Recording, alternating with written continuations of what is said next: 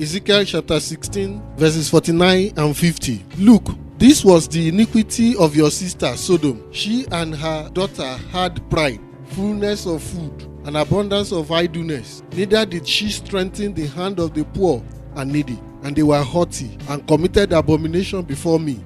Therefore I took them away as I saw fit. Good morning, beloved of God. We want to take a few days to look closely onto this scripture and consider the sins of Sodom and learn to stay away from them as far as possible. This passage will be our passage of consideration for the next few days. The book of Genesis did not tell us much of the sins of Sodom, but this Ezekiel passage does. It listed them and presents us an opportunity to look at these sins one by one to avoid them, as I have said earlier. According to the passage, the first of the sins of Sodom was pride. This means people living in Sodom prior to its destruction were very proud people. This pride came as a result of the prosperity of Sodom. We know as Bible scholars that one of the major reasons why Lot, Abraham's nephew, migrated towards Sodom was the fertility and prosperity of the city. Sodom was blessed by God. He made its location lush and fertile. The economy of the land, which mainly depends on agriculture, thrived and became buoyant.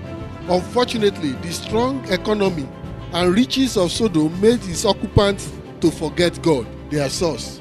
Beloved, whenever people lose the sight of the fact that God is the source and sustainer of life and provider of good things, there is high tendency for such people to become proud and self-conceited. Such people will think their wealth and success came only by their personal efforts. Do you know, beloved, that the root of every thought that makes people believe they can live and survive based on human principle is pride? Pride usually convinces people they can live successfully without God or without God's moral principle, which are found in the Word of God. Beloved, I enjoin you this morning to examine yourself. Are you not already becoming proud? Proud of your achievements? Proud of your academic success? Proud of your wealth and assets?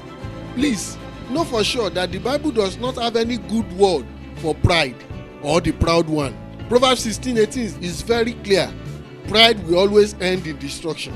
In the New Testament, James wrote that God hates the proud. James chapter 4 verses 5 to 10. You will agree with me that nothing good will ever come from what God hates. Please, desist from pride. Till tomorrow, when we will look at another sin of Sodom to learn from the people of this great city, please humble yourself in the eyes of God. Shalom, Maranatha.